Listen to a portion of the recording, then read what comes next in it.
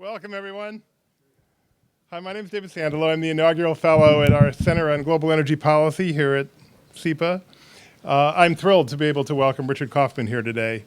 Before I tell you his illustrious past and sing his praises, let me tell you about the events that we have coming up here at the Center on Global Energy Policy. On February 26th, we're hosting Tommy Boudreau, the Chief of Staff of the U.S. Department of the Interior. It's going to be here. On March 8th, we have Leslie Palti Guzman, Director of Global Gas at the Rapidan Group. And on Wednesday, March 9th, we have Russia Economic Sanctions and Energy Outlook Program. For all of you who are watching us on our live stream, please, you can send us questions using the hashtag CGEP events at CGEP events, Center on Global Energy Policy events, and follow us on Twitter at Columbia U Energy. Richard Kauffman, who's with us tonight, is the energy czar of the state of New York, appointed by Governor Andrew Cuomo in February 2013 to that job. What that means is that he oversees and manages New York State's entire energy portfolio, including the New York State Department of Public Services, the New York Power Authority, the Long Island Power Authority, and NYSERDA. He leads New York State's comprehensive Reforming the Energy Vision process, the REV process. Prior to joining New York State government, Mr. Kauffman served as a senior advisor to U.S. Secretary of Energy Stephen Chu, where we had the fun and I had the honor of working with Richard. In his private sector career, Richard Kauffman has been chief executive of Good Energies, Inc., leading investor in clean energy technologies, a partner at Goldman Sachs, where he chaired the global financing group, vice chair of Morgan Stanley's institutional securities business, and co-head of its banking department. I was thinking as I walked over here about an experience I had after Richard Kauffman had worked for a month at the U.S. Department of Energy, and we both worked together for Secretary Stephen Chu, who some people might know as Secretary Chu is a Nobel Prize winner in physics and was an extraordinarily brilliant guy and a lot of fun to work for in many ways. But one thing I learned after working for him is that if you didn't have a physics degree, you had a high hurdle to overcome to gain his credibility. And after about a month, it took us a while to recruit Richard to the U.S. Department. I got there before he did, and we were very eager to have him come, but it took a while. He finally recruited him to come there, and after he'd been there about a month, I asked Secretary Chu, so how do you think it's going with Richard? And Secretary Chu said to me, great, he thinks just like a physicist. And there is no higher compliment, let me tell you, in the mind of that Nobel Prize winner than saying that. So ladies and gentlemen, Richard Kauffman.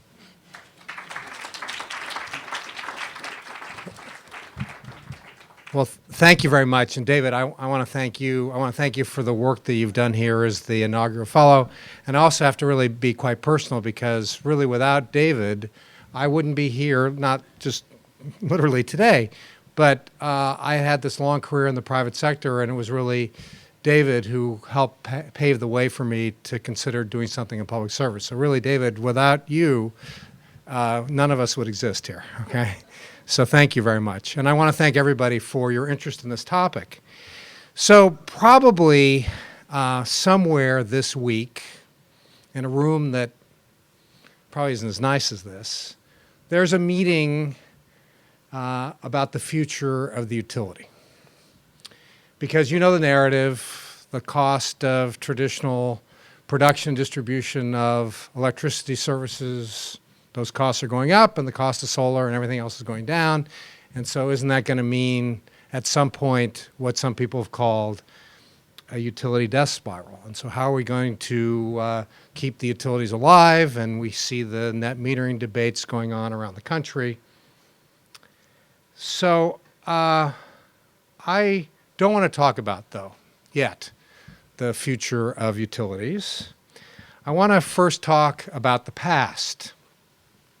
And I want to go back really far to the early days of the electricity system.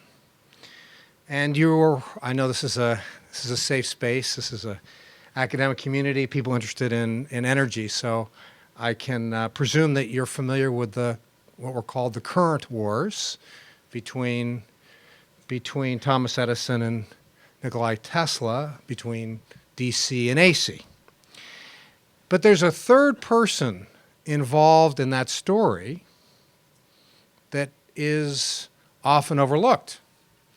And that third person is actually pretty famous himself, and that was J.P. Morgan. And we remember that Edison had made a study of what he wanted to do, his business plan. I don't know if it exactly was called that then. And his business plan was lighting.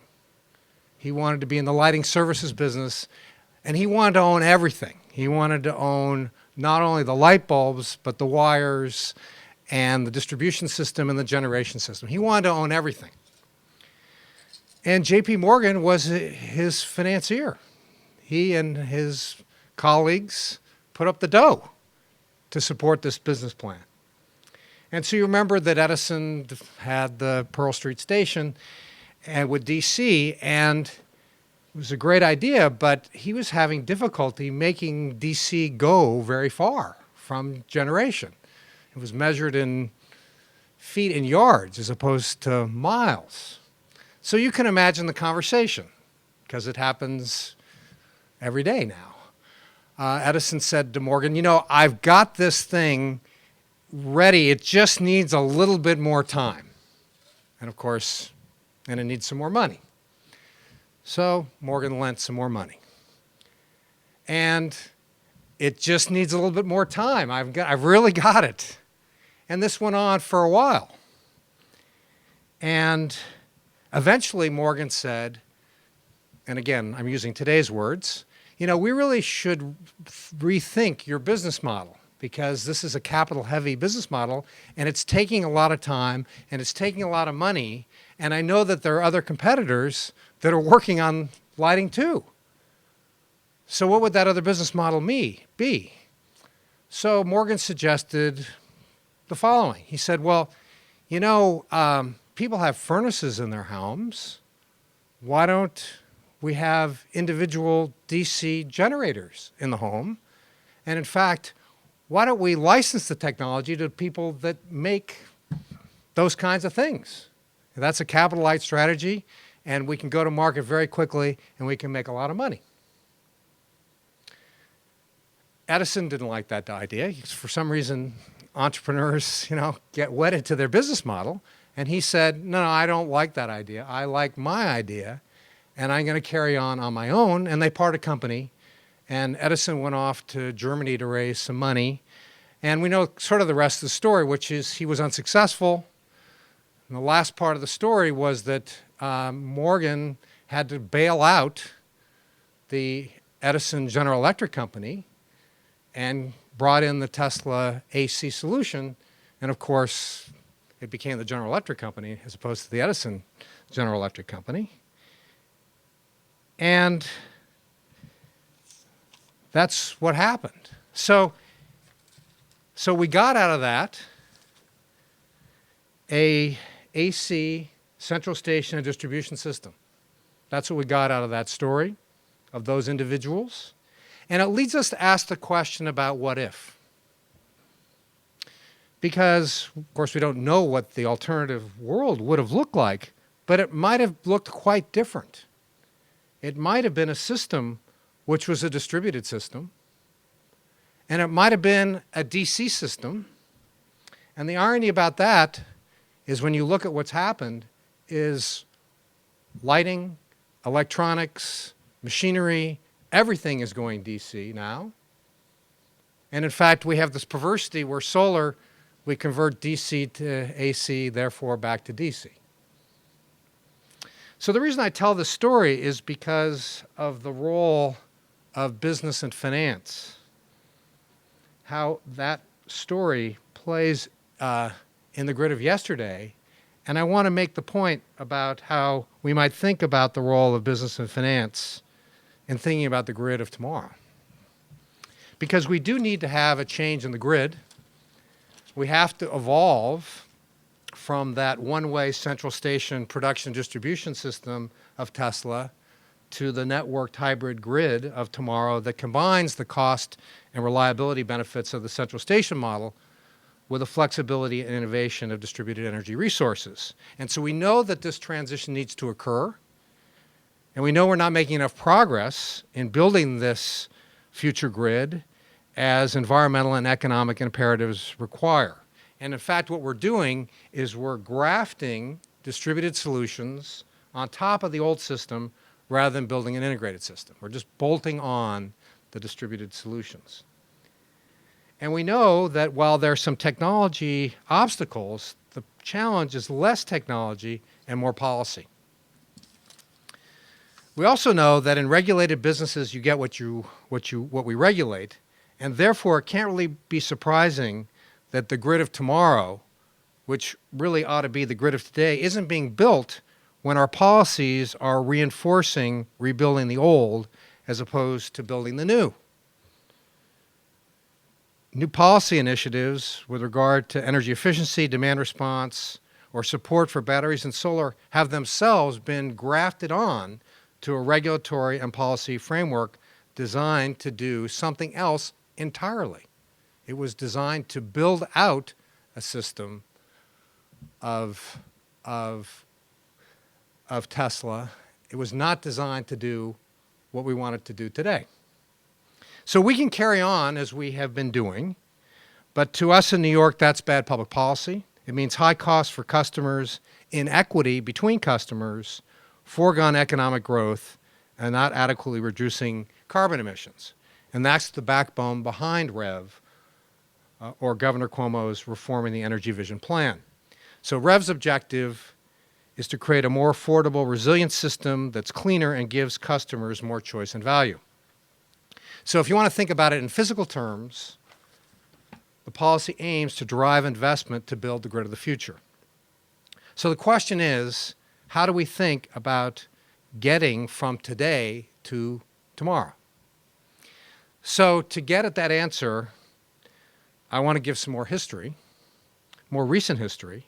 I'd like to explore 5 interlocking and reinforcing trends that were forged in the competitive crucible of the 1980s. And more than continue today, they're actually accelerating in force. And it's really hard to remember, but in the early 1980s, the US economy was a mess. Interest rates were 20%. It's hard to believe. Government rates were 20% in the early 80s. And US companies were under global assault. I mean, just to also give you a flavor, the stock market was less than 1,000, and it's about 17,000 today. So it gives you a flavor of how different the world was. So I want to contrast these 5 trends, which have gone on in the market and in the economy, with the utility sector and its regulatory framework. So the first of these trends in business has been an intense focus on returns on invested capital. So this started in dealing with global competition. And at the time, in the early 80s, it seemed like Japan was going to take over the world. The first step the companies had to do was to slash costs. And it began with reducing headcount, and it extended in recent years to outsourcing, but it's much deeper than that. From a strategy standpoint, companies have had to decide what their core competences are, and everything else has been sold or outsourced. Companies have re-engineered their manufacturing operations to include just-in-time inventory and lean and flexible manufacturing. But again, the trends have accelerated. In recent years, companies have evaluated profitability they get by individual customers and by specific product lines. One of the reasons why corporate profitability continues to go up, even in a slow economy, is because the companies are shedding costs associated with these unprofitable customers and products, and shedding all the costs associated with them. So over the last 35 years, the average capacity utilization in many capital-intensive industries, so chemical companies, auto companies, all that, have increased from the mid 50% range to the high 80% range, a 30-plus point improvement in average capacity utilization. So now let's look at the average capacity utilization of the utility sector in New York State. It's 54%, and it's declining. And on Long Island, it's 44%. So in contrast to other industries being rewarded for capital efficiency, Regulatory incentives have rewarded utilities for deploying capital. And after all, that made sense when we were trying to build out the system. We wanted to compensate utilities for deploying capital. But that's not the situation today. So in contrast to other industries that have been forced to manage costs and improve returns through adoption of new technologies and business models, and have needed to do this to survive, utilities pass along the cost of service plus get a return on capital. Sure, regulators do the best job that they can in ensuring that ratepayers get a deal, get a benefit from improved productivity, but this isn't a market-based incentive where utilities have a meaningful financial interest in looking at costs differently. I want to be very specific here. On your utility bill, the utility profit is less than 1.5% of your bill. It's actually 1.3%. That's the percentage of the bill that represents the utility's return on capital. All other costs on that bill are a pass-through to customers. So in the non-utility world, companies would be looking at that 98.5% of the bill as an opportunity to gain wallet share. The utility world is upside down from every other business. In every other business, companies have to cut their costs and get a high return on capital to remain competitive. In the utility world, costs are a path through to the customer and the financial incentives are to deploy capital. It's exactly the opposite of the way other businesses operate. The second trend has been the shift from production push to customer pull. Many companies realized that economic rents were less and less in production of goods and services and more in providing customer solutions. Rather than a production push model, companies have restructured their businesses starting with the customer and working backwards to production. So the CEO of a well-known drill bit manufacturer put it this way: we're not in the drill bit business, we're in the hole making business, reflecting a reorientation of the company to focus on how customers make decisions on what they buy. He changed what happened in hardware stores. Being more customer-oriented has meant that not only have manufacturers moved to just-in-time inventory to reduce costs, they're increasingly moving to just-in-time manufacturing to respond to customer demands. You see fewer acres and acres of unsold cars than you used to because the auto manufacturers realize that's just really bad business for them in all kinds of ways. So, as for the utility business, I can't help but observe that the power industry is still a larger production push model. The grid has been built so that understanding customer demand comes when frequency in the grid changes. That's how utilities understand what's going on with customers, rather than a system where demand and supply are variable at the individual customer level. So the third trend has been price deflation in commodities. Most companies in commodity-based businesses, and we see this really today, clothing, chemicals, electronics, raw materials, have faced many years of price deflation for their products. And to survive, they've had to cut costs, improve service quality, and where possible, broaden their businesses into more value-added services. So what do we see in the electricity sector? Well, customers have certainly created more and more value for electricity. The utilities are exception to this general rule. Utilities have been able to increase their prices for generally the same service, and customers are increasingly aware of the increase in cost without any corresponding increase in value. We know that kind of intuitively because it's so different from everything else that's going on around us. 4, disintermediation. Traditional intermediaries have fallen away and new ones have taken their place. And so we know this from travel agents, bookstores, and other retail operations. Cutting out the middleman can reduce costs or create value for both end buyers and sellers. So we can't be surprised that there are new intermediaries in the utility business. The 5th trend is technology. And the interesting point here is not the cost benefits of digitization or the ability to process ever greater data or even communications, although all these are certainly important. Instead, it's the ability to create virtual companies where different functions can be brought together. It's never been easier to get a company started and built thanks to technology. And in another example of how these trends reinforce each other, technology and the focus on improving returns have changed the nature of customer-supplier relationships. The lines have been blurred. Just-in-time inventory means that suppliers are connected to production. Lean manufacturing means that suppliers are now involved in product engineering and design and deliver systems rather than just parts. So, again, utilities. We have to acknowledge that until now, utility compensation has encouraged investing in poles rather than bits, since poles are capital and long-lived assets, while spending in bits has more risk and may not be treated as capital at all, and therefore on which there is no profit opportunity. And utility relationships with others, rather than lines blurred, they remain with very traditional vendor-vendee relationships conducted through RFPs, where third parties are seen as competitors, and scarcely any thought that customers could be producers, in part, that could be part of their business. So the things that we see today that seem very disruptive, Airbnb, Uber, open source software, social networks, these aren't new.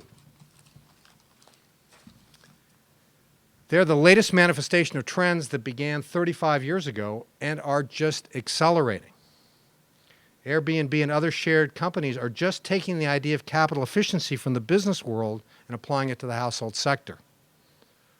Uber is just another example of disintermediation, and open source processes and social network companies represent the latest example of technology blurring the lines of relationships between customers and suppliers. Thanks to government policy, the electric distribution sector, however, has been largely protected from these powerful trends.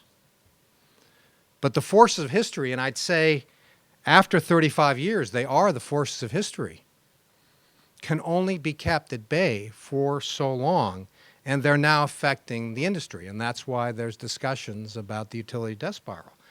Utilities have been in a golden cage. And so the cage both protects and inhibits. And the forces of history are now reaching through the cage. So getting from today's grid to directing investment to build the grid of tomorrow means that we need to harness forces that already exist around the utility sector and apply them to utilities. And this has begun in New York State. The Public Service Commission has put forward its Rev Tract 1 order that requires utilities to build and operate a platform that will, in addition to providing electricity service, will improve capital efficiency and encourage energy efficiency and renewable energy, and get paid for doing so. Utilities will only be able to achieve these objectives by deploying distributed resources in locations where those locations will be good not only for those customers, but for all customers. And this has really been the challenge behind the solar industry, because the challenge of the solar industry and the pushback on net metering is that distributed solutions are good for those customers, but are they good for all customers? And the answer is, with distributed solutions, is it depends very much on location. And so we want to drive distributed solutions in areas where those distributed solutions are good not just for those customers, but for all customers, because we have many areas in the grid which are grid constrained. Utilities will also be required to encourage competitive markets around customers. With rare exceptions, utilities are not permitted to own distributed energy resources. And there's a reason behind that from a policy standpoint. It's not just because distributed resources are not a natural monopoly. We believe that competitive markets will bring innovation to the market. And there's a new story and an old story here that tells you why it's important to have innovation in competitive markets around customers. So the residential lease, the solar lease, that revolutionized the solar market. residential solar market. We all know that. That did not come from the utility sector. That came from the third party. And we can go back to the very early days of the electricity system. It was clear that electricity was fantastic, and it was incorporated into all new homes. But one of the challenges was, how do you get somebody that already has a home to tear up their house and put in electricity? It wasn't an easy sale. So the innovation there was individuals went out and they found, in this case happened to be, the idea was to find the woman of the house and say, look, maybe you've seen this new electricity thing. Maybe you should have electricity on your porch, because it would be really nice. And of course, the neighbors will also notice that your house, you're very current because you have electricity. It's not going to cost very much because it's just going to be on your porch. But of course, once they had electricity on the porch and they liked electricity, people renovated their homes. And so that's an example that nothing is really new in some ways. We need innovation around customers to figure out how customers are going to buy things. So utilities in the market have begun to change. In Brooklyn and Queens, there's load growth. And Con Ed, to their credit, put forward a new idea, because Con Ed was going to have to spend over $1 billion on a new substation to satisfy this load growth. And instead, what Con Ed did is they went out to the market in an open source process to find out what other solutions might be for that load growth. And the solutions from the market that came back involved energy efficiency, storage, demand response, and local generation to meet the growth. So the solution, this new solution, is cheaper. It's cheaper because there's less capital. It's only going to cost $200 million as opposed to over $1 billion. It's going to be cheaper for customers also because there'll be less peak power that's purchased, and that's the most expensive power, as you can imagine. And it's going to be cleaner too. So we know that this model works. Con Ed's example needs to be replicated every time a utility plans to commit meaningful capital. We don't need advanced technology to know which areas have grid constraints, nor do we need advanced technology to know when utilities need to spend capital. So across the state, there are nearly a dozen REV demonstration projects that are underway, and these demonstrations are not technology pilots, but tests of business models that bring together utilities and third-party technology companies as partners. Utilities and third parties need to keep developing new demonstration projects to instill a culture of innovation at utilities. So I want to make it very clear that while Track 1 and BQDM demonstrations represent important steps, REV poses major challenges to the distribution utility culture and business model.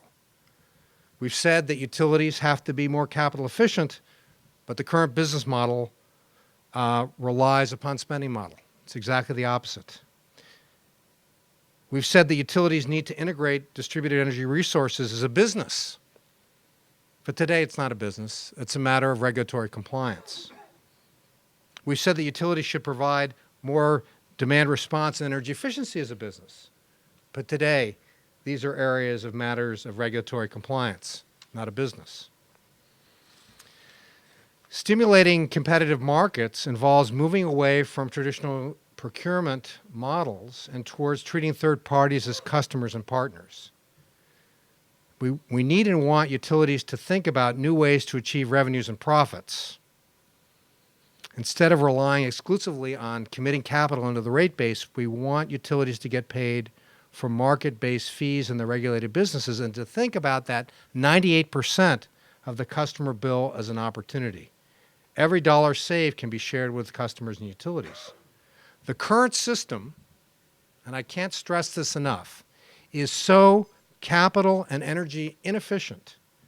It's so cut off from innovation that rather than thinking about how little money utilities are going to earn in the utility of the future, we should instead be thinking about how much money utilities might make in the utility of the future.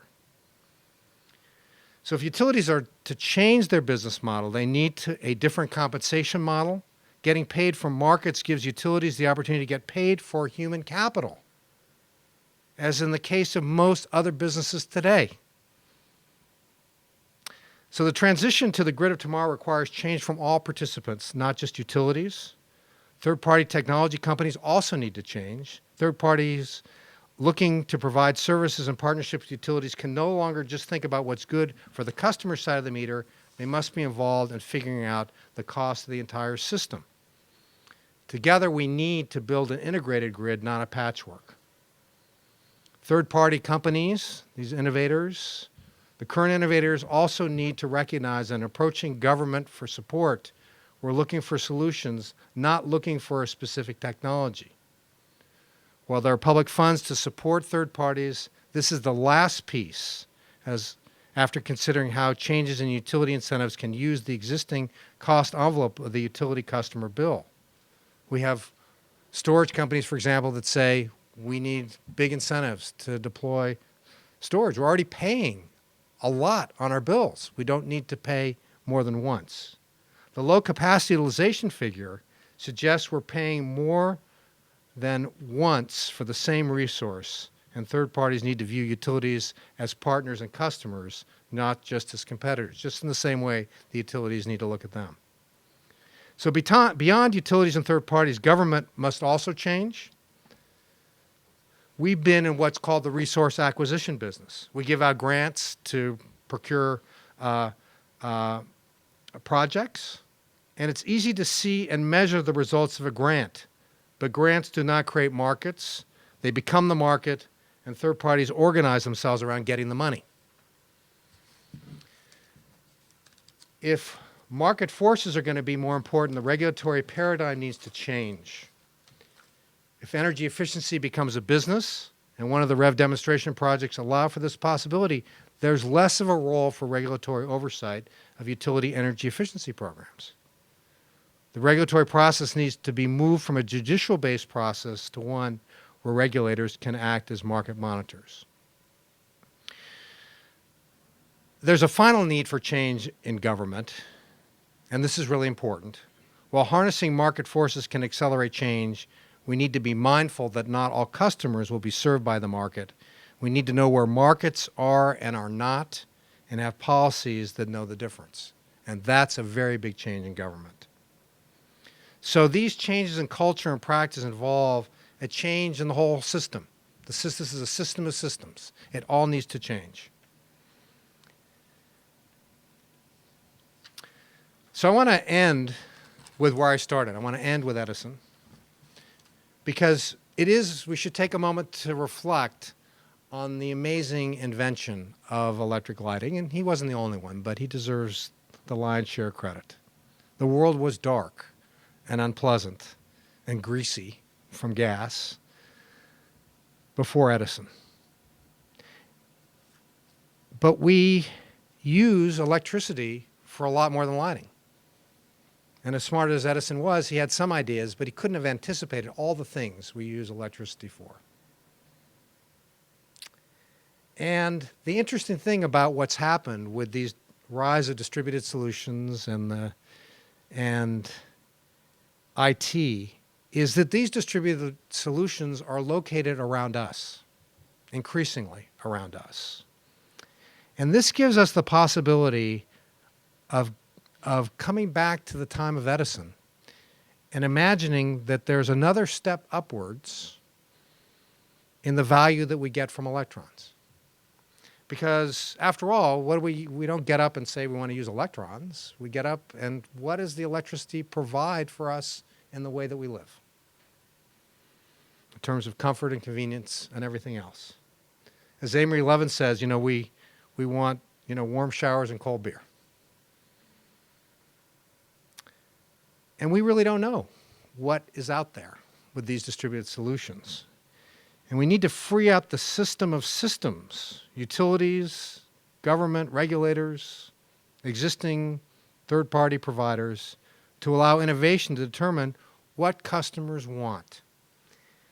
I want to give an example of the way things are today and the way things might be, although this is going to be for the market to figure out. Many of you are Con Ed customers. maybe within the last week or so, you got an email from Con Ed that talked about rebates for appliances, $75 for a new refrigerator, new air conditioner. That's not Con Ed's money, actually. That money comes from all of us. It's a levy put on all customers for an energy efficiency program. And certainly, there's payback for that. For every refrigerator and air conditioner that's turned in, there are savings. It's good value for money in some ways. And we have regulators that are evaluating that.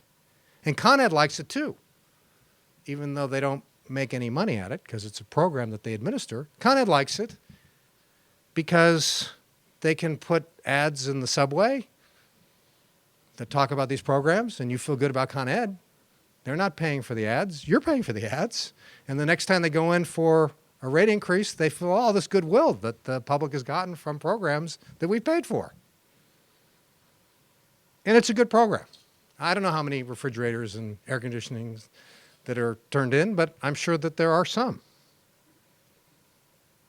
But let's think about a different scenario.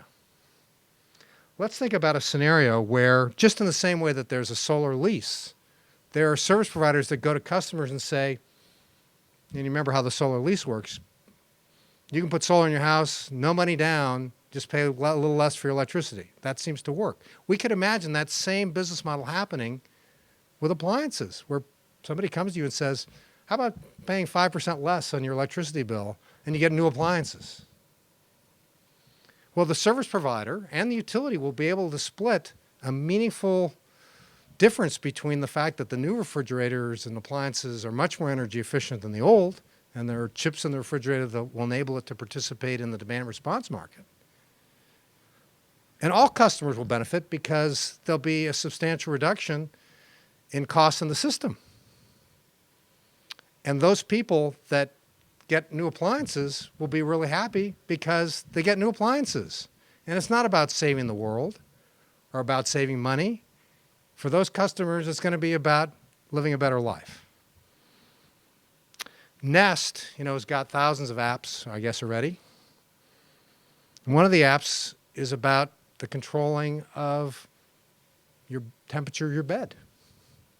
So maybe the path to climate change is through your bed. So we don't know all the possibilities. And so I would just say that the answer to the utility of the future, we can look to the past, we can look to these forces of history, we can look to the innovation that's happened in other sectors, and we just have to let it in. Thank you very much.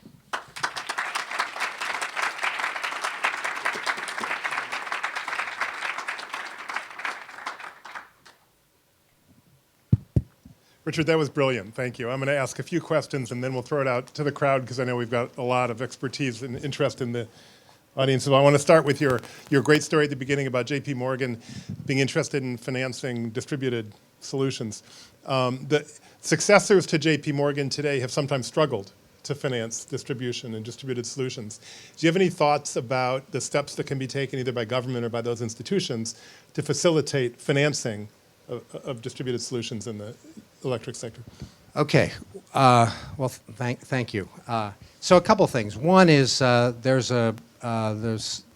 was actually sort of Stephen Chu's story. One of the things that when I had the chance to work with David and Steve Chu, there was a tremendous effort to try to figure out how to lower the cost of solar, as an example, with all kinds of new technology. And when I showed up, I said to Secretary Chu,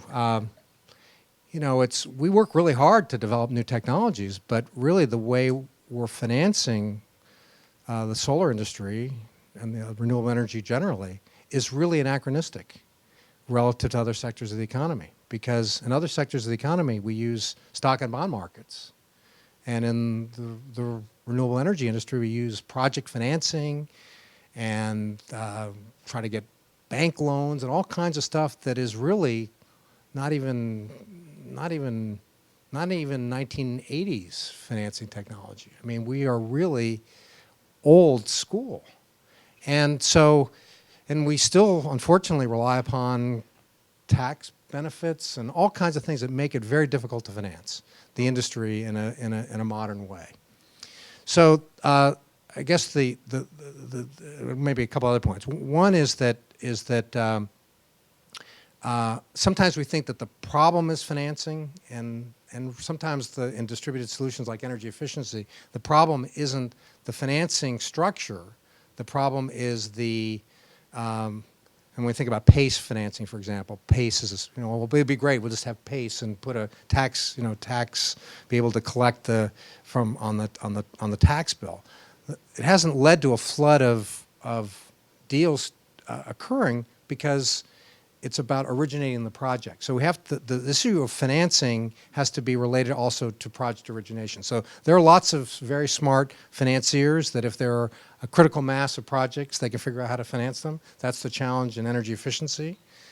But broadly, beyond that, and this is maybe the last point I'll make, is that over time we will have securitization, and there have been a couple of examples of securitization in solar, and there has been an example of securitization in the energy efficiency area. We will be able to use bond markets in that way.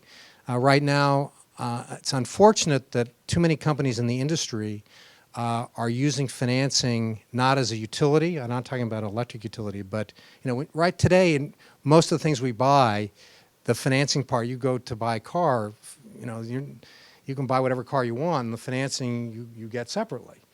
Too many companies today are using financing as a means to compete, as opposed to recognizing that if they can create financing as a utility, it's a bigger pie for everybody. And so there are some cultural changes that need to occur. And maybe the last point is just is that when we talk about stock markets, remains perverse that pipelines get the benefit of a master limited partnership, real estate companies get the benefit of retreatment, but these things are really not available for renewable energy companies, even though they have the same characteristics. Projects have the same characteristics of those other kinds of physical infrastructure. Are these some of the problems you're trying to address with the New York Green Bank? Or are they a different set of issues? But give us an update on the New York Green Bank. So the Green Bank, we had government's not so great at branding, by the way, because when we came up with the Green Bank, we said, why would you call something the Green Bank? People are skeptical about green and they don't like banks. So, so to be clear, again, this is a safe space. The Green Bank you should think about is not a traditional bank. It is it's a specialized finance company, and it really operates in areas of the market where there are gaps in private sector financing.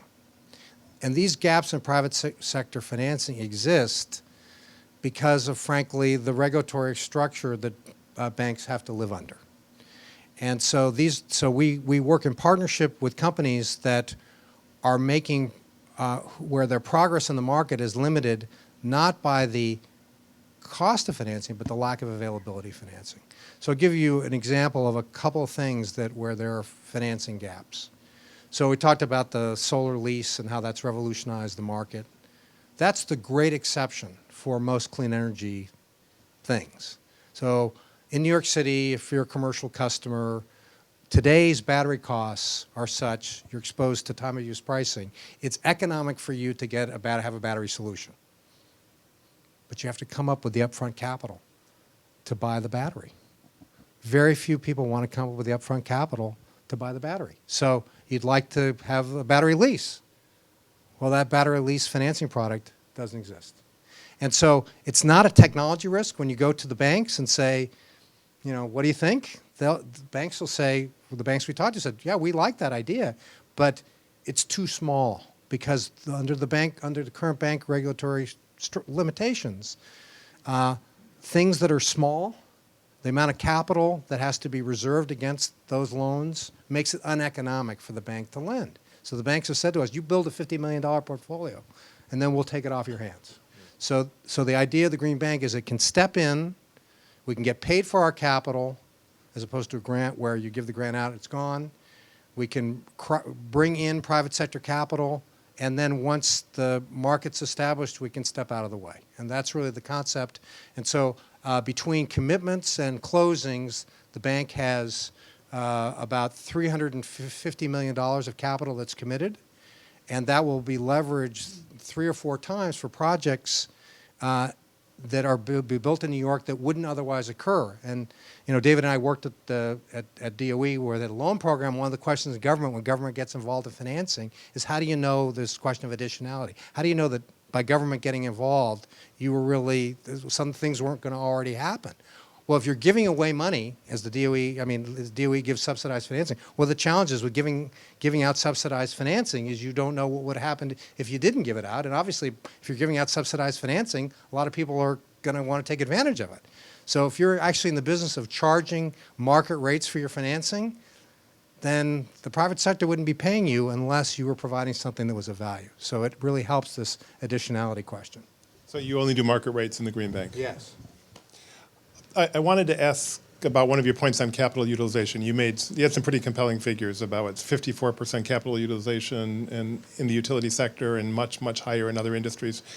To some extent, that's been driven by the desire for reliability in the electric sector, right? And then you come to N-1 reliability, you've got to duplicate capital stock. So should this industry be as high as other industries in terms of capital utilization rates, or is it appropriate for it to be at a lower level?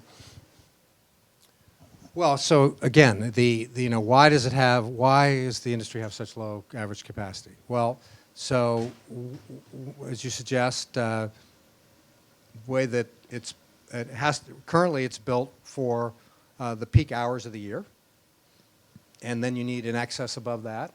So on average, it's 54%. All right, so it's a the other issue, of course, that we talked about is there has been a financial incentive to commit capital. So I think the economists call that the Average-Johnson effect, if I remember from my graduate school in economics. So if you're going to compensate people based upon capital, you expect something that's going to be more capital intensive. But the other issue also relates to the fact that technology has changed because the system is built for assuming that demand is fixed, that tomorrow's 90 degrees, we're going to have to produce this amount of power. And now the technology exists for the market to be given price signals and for customers to react to price signals. Mm-hmm. So there's lots of reasons why we can improve the capacity utilization quite significantly by taking advantage of different technology. And again, a lot of the technology that's going to result in that currently is not traditional capital. So therefore, there's been a disincentive to invest in it because most of the technology is going to enable that is bits, not poles. Let me turn to another topic that's been in the news, which is very important for the state, the Clean Power Plan, which is now stayed by the U.S. Supreme Court. How is the state of New York proceeding or not proceeding with the Clean Power Plan?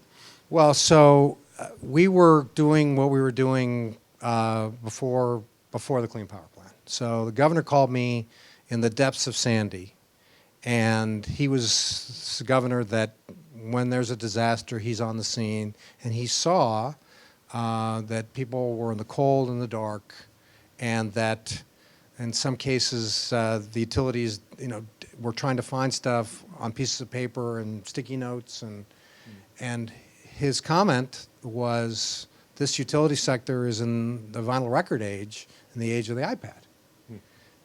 And when you look at the current trends, they're really not sustainable because the current trends are even though low natural gas prices have resulted in declining costs of power, delivery costs have continued to increase every year. And so now the delivery costs are the majority of the bill. So we spent $17 billion in the last 10 years. We're on a schedule to spend $30 billion in the next 10 years just to keep the system as it is. So it's maybe not a big deal in a fancy office building in New York City where you pay, $5 a square foot in energy and, $12 a square foot in taxes. But it sure makes a big difference in other parts of the state where there's no load growth and you have increasing costs. Businesses leave, and then what happens is businesses start leaving, and then these costs need to be socialized over fewer and fewer customers, it really turns out to be quite challenging. You have affordability issues, you have inequity issues that can arise if we keep doing what we've been doing because customer preferences are changing. The solar industry is growing rapidly here in New York as it is elsewhere.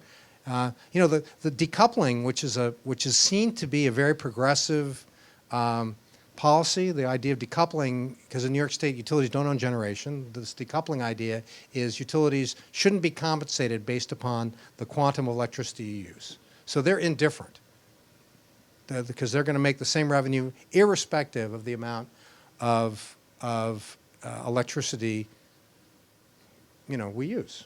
Okay, so the way that works in practice, however, and why this is a policy that really needs to be reformed, because it sounds smart, right? Why incent utilities to have people consume more electricity, right? So we don't do that anymore. But what it means, David, is if you install new windows, and insulate your house, you pay less for your electricity bill. It means that if I don't do anything, my electricity bill goes up. This isn't just about solar. This is about the way that we allocate the cost of the system. And so it means that there are increasing inequities if we don't change what we do. So it's really all these things that led to the change: affordability, resiliency, the fact that customers are changing, inequity, and also, by the way, the opportunity for economic growth that comes from the transition to a clean energy economy. Because again, New York State, we import our energy, and so when we think about this big electricity bill that we talked about, all these costs, if we can shrink the costs, it means these are billions, just reducing the top, I think 100 hours, maybe less than 100 hours, is $2 billion a year to customers. So, to reduce the peak power by a few hours a year is $2 billion a year in our pockets. I mean, we think about how hard government has to work to give a tax cut. I mean, these are meaningful dollars that can be used to improve the economy. Let me just invite others to the microphone if you'd like to ask a question to Richard Kauffman. And while people come up, let me just ask you about the governor's 50% by 2030 goal, Yeah. which is 50% clean energy by 2030. I'm saying, can that goal be met with the reforms that you've already talked about, or are there other measures that are going to be needed to reach that goal? Well, we think we can the reason why the governor was comfortable giving a mandate is that we can get more out of our bill, as we've talked about, by changing the incentives, using the existing cost envelope of the bill to create a better system, so we can get more. And the second thing is we can get more out of government support programs. So we collect from customers $1 billion a year in New York State to support clean energy, $1 billion. So, and the programs I talked about, the Con Ed program is an example of a program. So we can do, the state, even the state the size of New York, has no influence over the cost of solar panels or wind turbines. But we have been giving grants to support these projects, as opposed to directing the dollars to reducing what would be soft costs, because the state can have a meaningful influence in reducing the cost of customer acquisition, for example. So you think about a solarizing program, which people are familiar with. So a green bank is another example of, it's a soft cost of financing is a soft cost. So by being able to provide financing where there wasn't is an example where we can get much more value out of reforming the support programs that we have. So it's really a combination of changing both the regulatory incentives around utilities and changing the nature of the support programs. Is we believe we can get to achieve we can achieve these goals without imposing a burden on the economy. And California, by the way, in its own way, they've done an analysis to show that their mandate is going to save customers a tremendous amount of money including health benefits. I mean, there are all kinds of benefits that are that can come from this kind of mandate. And so the narrative, unfortunately, sometimes is clean energy means higher costs, and increasingly, we just don't believe that. Great. Please identify yourself. Hi, I'm AJ Goulding. I teach here at SEPA Electricity Markets. But in addition, through one of my portfolio companies, I control about 20 megawatts of small hydro across 12 stations here in New York State.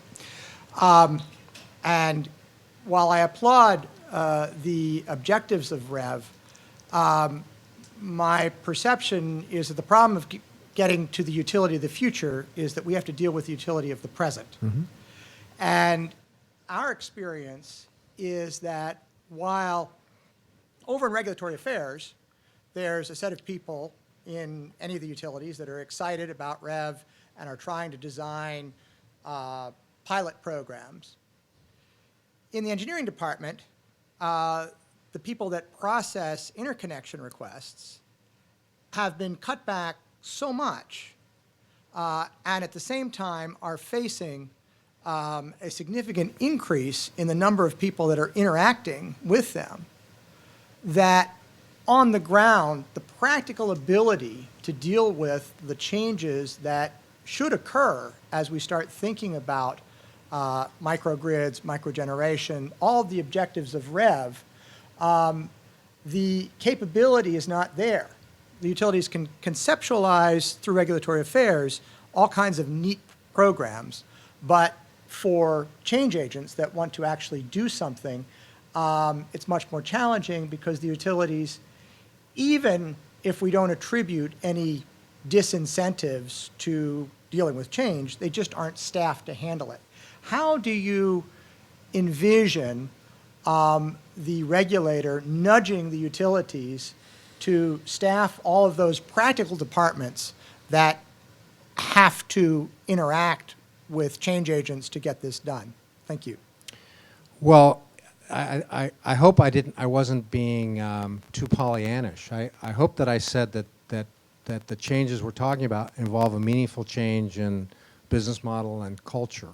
And you described a couple of examples very, very clearly. So it's very hard to change a regulated business that's been around and compensated in a certain way for 100 years to something that's different overnight. So I would say when we look at these demonstration projects, they're pretty good considering that where we started from, but they have a long ways to go. So there's more than nudging that's going on in terms of change. I mean, the policies are changing. There's no question the policies are changing, but it involves day-to-day engagement with the utilities, really in all kinds of ways. So Con Ed's got a rate case. I'm picking on Con Ed. I don't mean to be picking on Con Ed, but I mean it's the challenge that we have, frankly, is because it's also, as I said, the change also involves a change in government and how government interacts. We need to have more people that are innovators that keep pushing on the utilities and on government to change the way that they do business and the way that we interact. Government is not going to be able to specify everything because those of us in government are not in the markets. So, I mean, I'll give you an example, and I've talked to Curtis Probst about this from RMI, and Curtis is a former colleague of mine at Goldman who worked in structured finance. So the thing that's really interesting, I talked about that 98.5% of the bill that utilities have no real incentive. They just a pass through. So the opportunity to create savings from deployment of distributed solutions in areas where you can improve the average capacity utilization, because when you think about doing things in a grid constrained area, the savings are very substantial, not just in terms of capital, but there are there are less capacity payments, there are less peak power purchases that have to be made, less line losses, less O&M. These are all costs that are just a pass-through. So there's tremendous savings opportunities. So in the energy efficiency area, there are things like a shared savings contract. So we could imagine a utility having the equivalent of a shared savings contract. And nobody's ever gone to the utility to explain how a shared savings contract might work at the utility. So when we've sat down with utilities, they say, well, we're nervous about this sort of REV stuff because we're worried that our investors are used to very stable earnings and predictable earnings. So when you talk about getting paid for our human capital or fees, boy, we don't know anything about any of that stuff. So, but to actually imagine giving them a financial asset that would be a shared savings contract that would pay predictable revenues is actually, it's not as good as maybe a 50-year poll, but it could be a 5 or 7-year contract. That's something that is only going to happen with the market engaging with utilities, because the challenge we have today is that nobody is speaking a common language, because the third parties are not used, they don't know how to speak utility speak. Utilities don't know how to speak third party speak, and and the regulator does the best it can. Hi, my name is Miles. I'm an undergraduate student here at Columbia. One of the things I'd like to touch on is the problem of intermittency for renewables, which is to say, the sun doesn't always shine, the wind doesn't always blow, etc. And I also wanted to approach internet as a utility, which is something that we haven't talked about. My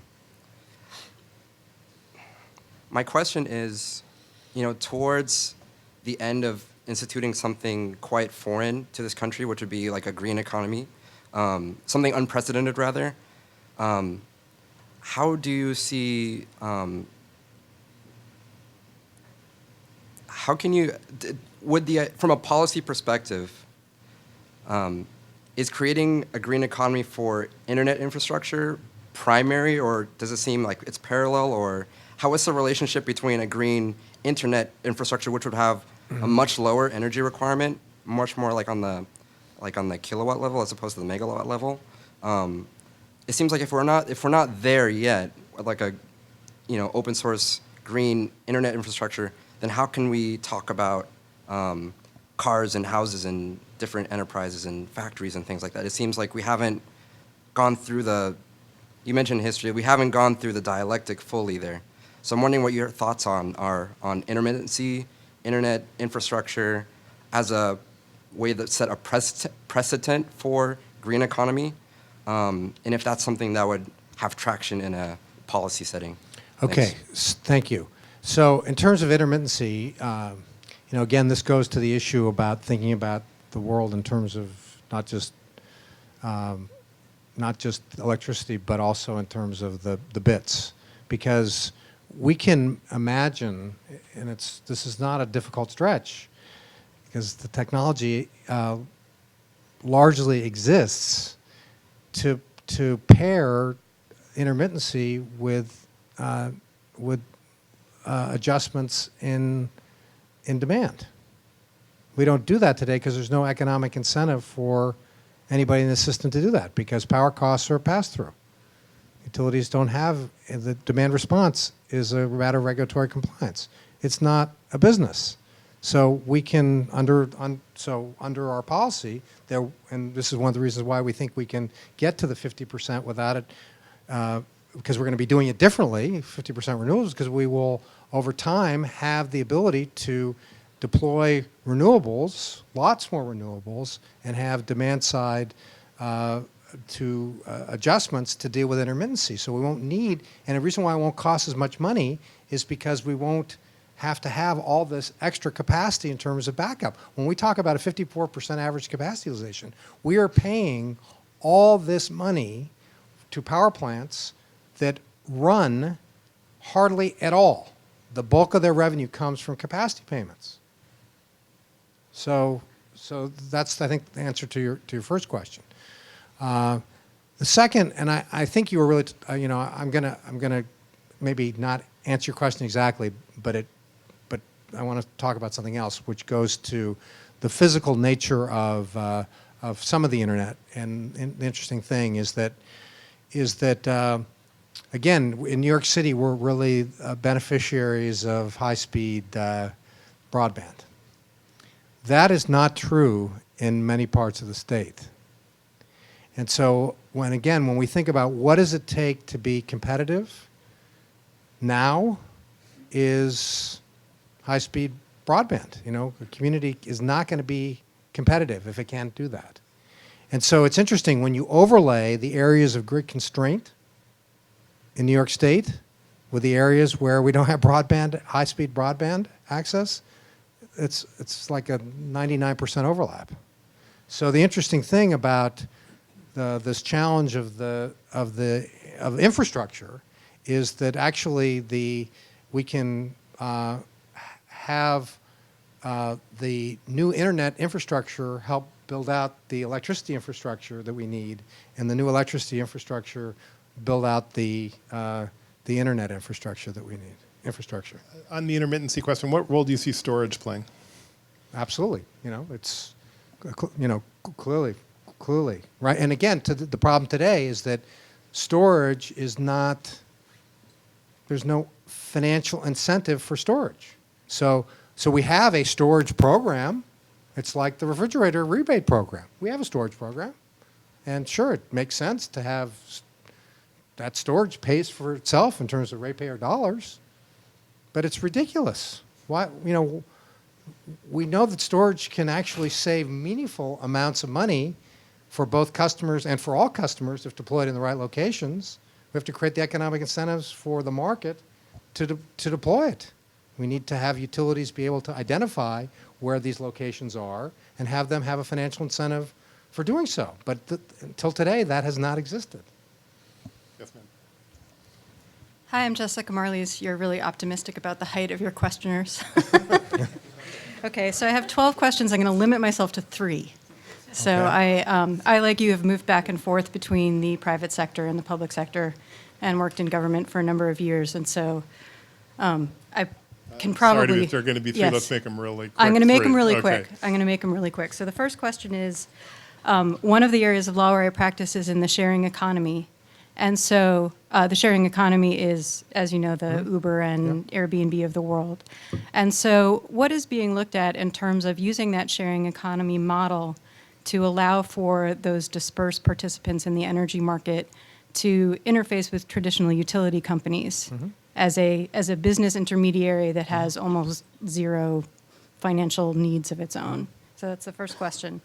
And the second question is, along related lines, the bundling of investment where the individual is allowed to invest, such as they use in the third world where they finance like somebody buying a $50 cell phone, and they take all of these tiny loans and bundle them into a large enough instrument that a small investor, like a middle-income person, can actually direct invest in the future of those economies.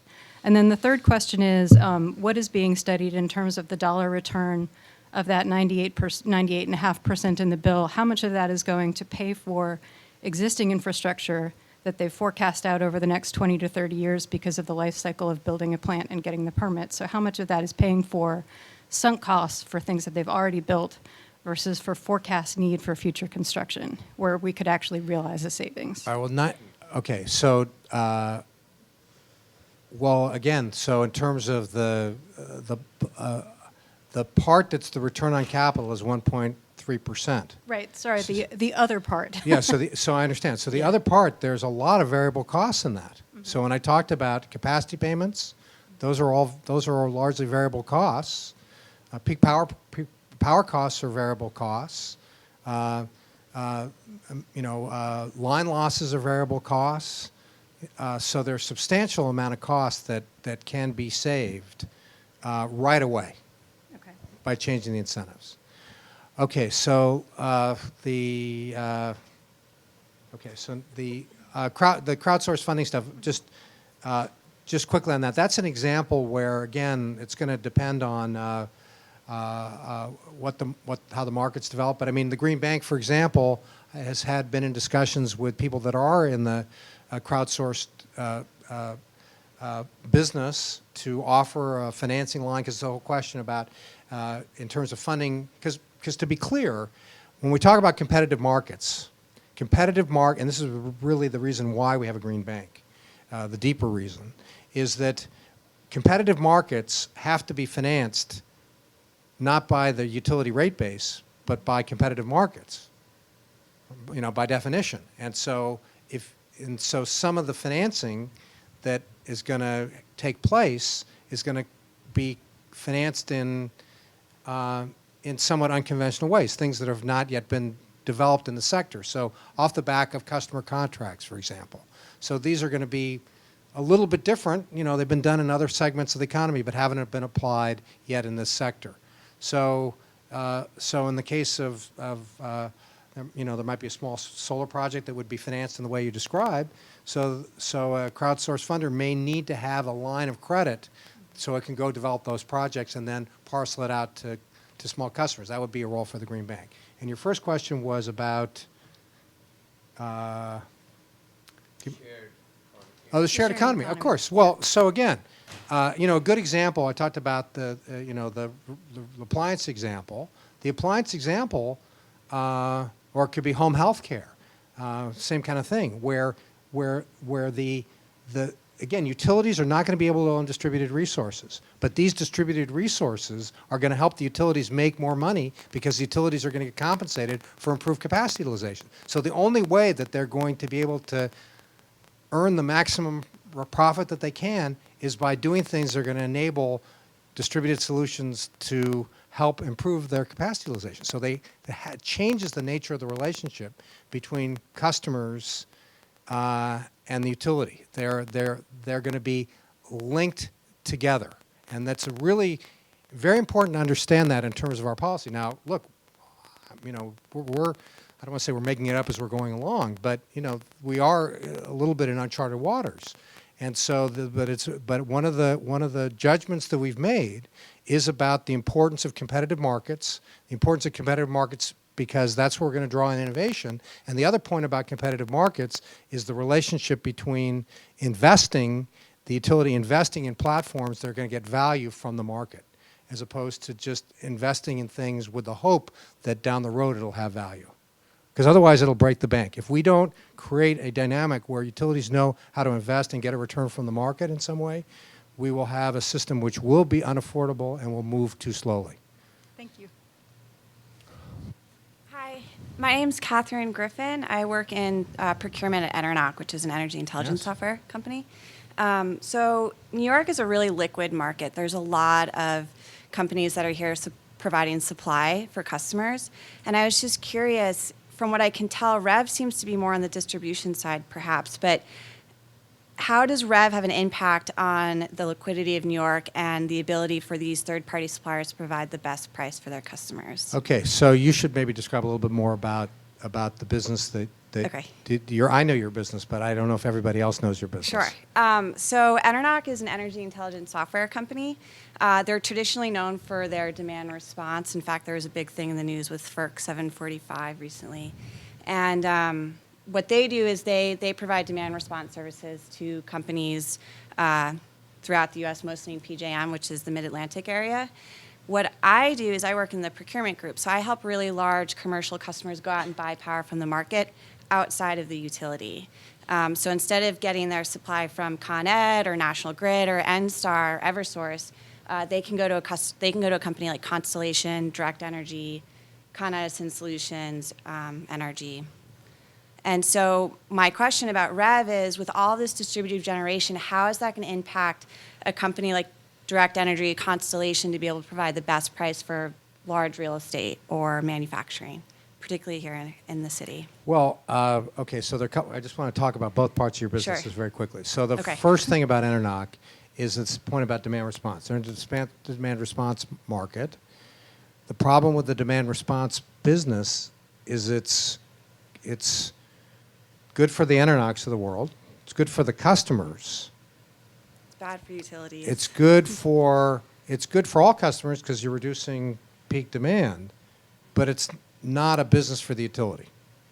So it's limited it's really being done largely by regulatory mandate. So if we're going to get more demand response, really deep demand response, and have it be not just for a few hours a year, but really create much more energy efficiency, which is what we must do.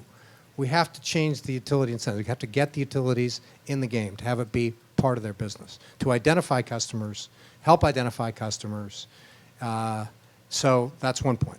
The other issue is about the procurement. It goes to what happens around customers and the opportunities that customers have. And right now, while in New York, customers have the opportunity, all customers have the opportunity to pick their power supply, a lot of customers don't. They don't see any, sort of differentiated, they don't see any differentiated product. And so part of what we believe will happen by creating this platform by turning the utilities into a platform provider to enable competitive providers, it's going to be competitive providers not just for distribution services, but for wholesale power as well. And again, the point is that some of those things may not be energy. They may be things that have an underlying energy backbone. And I mentioned home health care. An example of home health care is that there are companies that are thinking about doing home health care because it'll be cheaper and better quality of care. So if you imagine what would that business model look like from the standpoint of the companies providing home health care, it'll require some type of home automation system, better power quality, some resilience, right? You can imagine it's going to need all those things. So there's going to be an energy backbone in that home. Now that energy backbone can be monetized to provide services to the grid. No, we're not talking about turning somebody's respirator off, but the ability for the appliances in the home to participate in the demand response market can be very valuable. So part of what's going to make that business model develop is the service provider can monetize the energy benefits. The customer offer is not energy. The customer offer is home health care.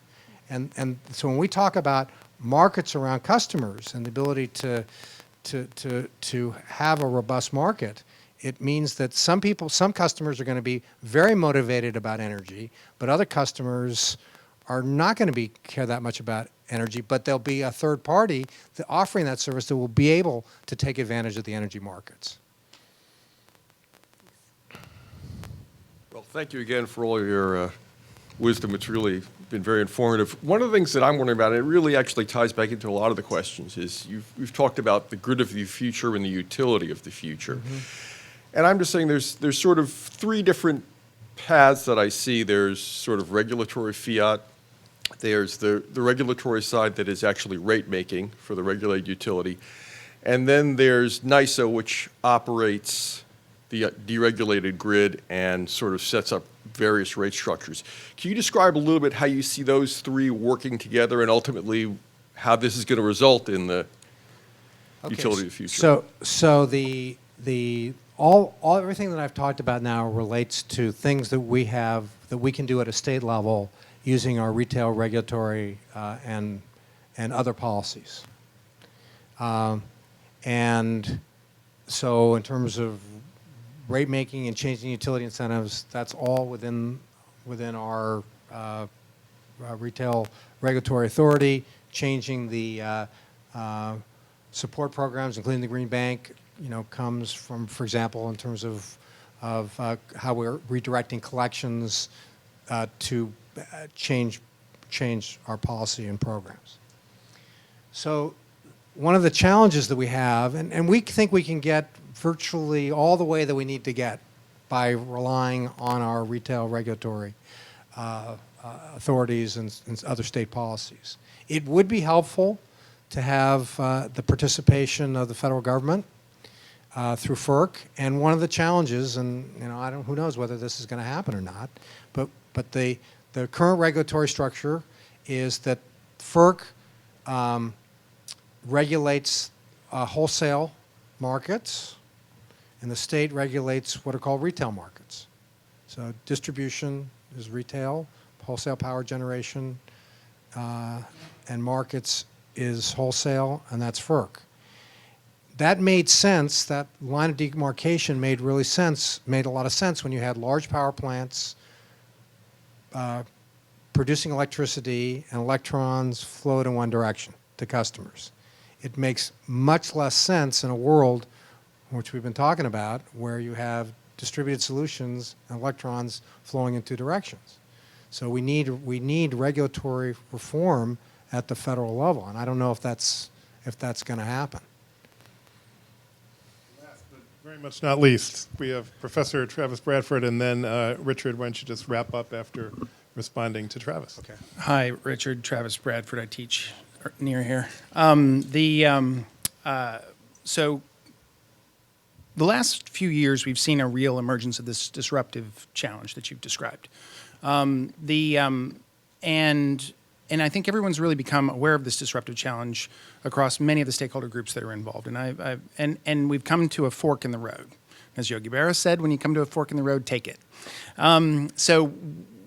But it really has created a bifurcation of approaches from a regulatory point of view. There's the REV, and there's phenomenal public utility commissions in addition at Hawaii and California and other places that have tried to take this path of innovation and create new business models. I personally am a huge fan of the work that is being done here in New York, and I think it can continue to evolve. But there's the other path, and the other path is, maybe the players there are perhaps Arizona, the Arizona Corporate Commission, or the Nevada Public Utility Commission.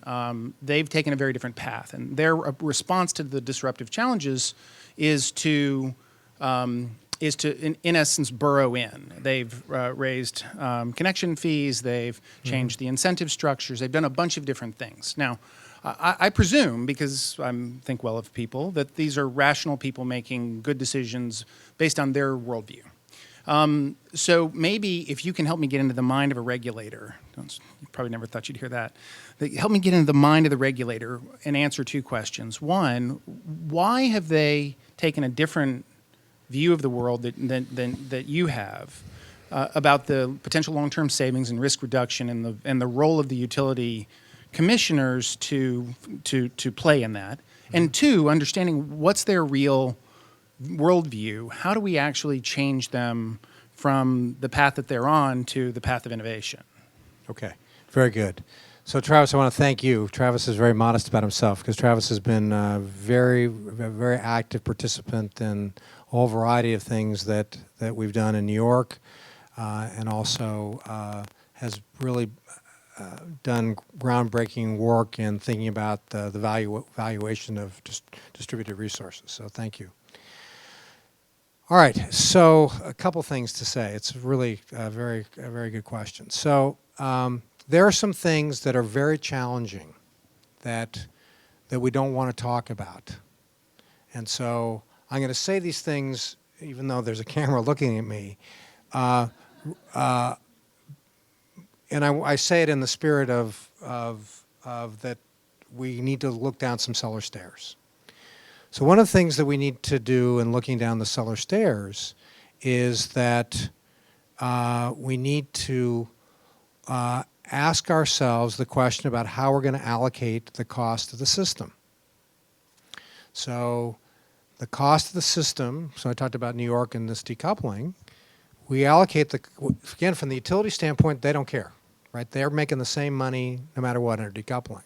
But the way that we allocate the cost of the system is on a volumetric basis.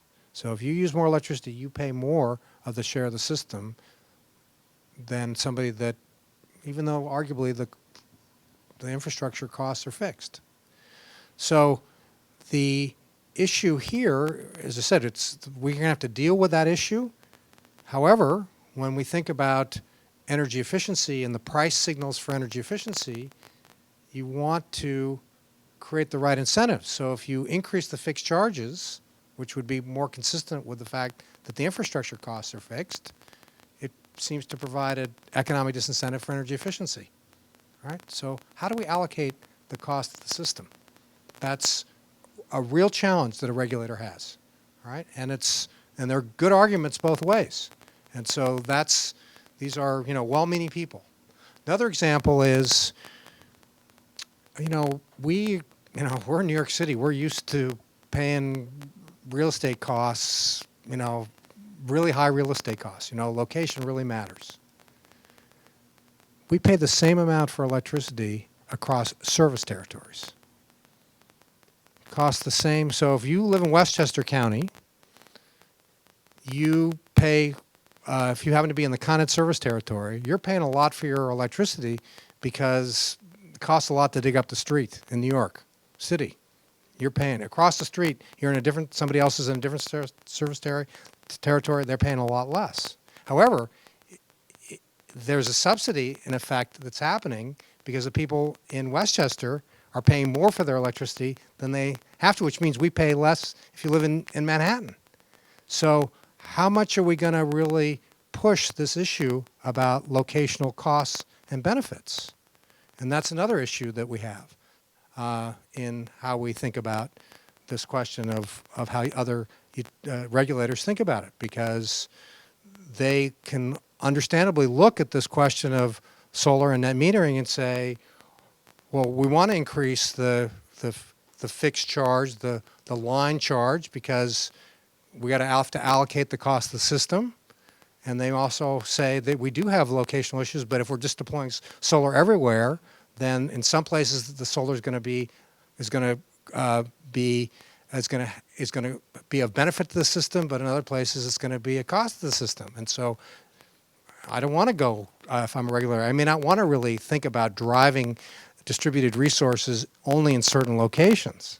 So those are some of the issues that we're going to have to deal with. The last thing I'll say, and this is maybe two things, one of the benefits we have in New York is that utilities don't own generation.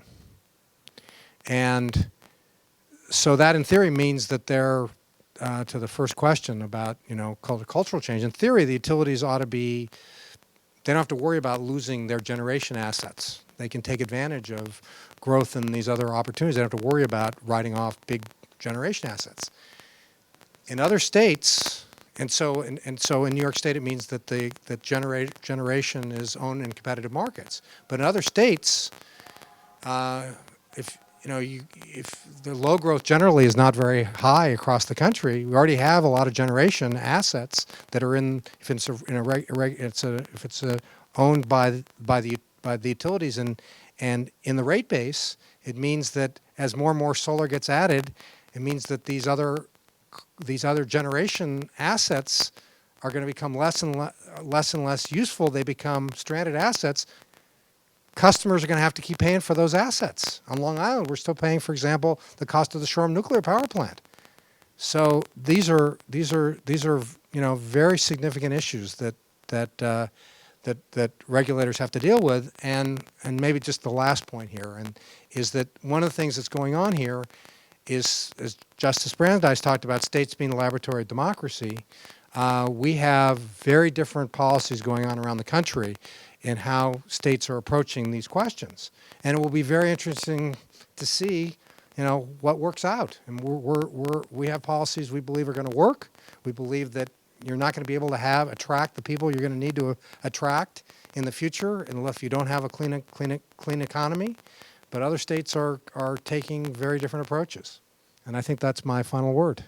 So Richard, one thing I hear in Washington often is when I'm there is that when you're in government, you are a consumer of ideas, you're not a producer of ideas. People in government are too busy to actually think.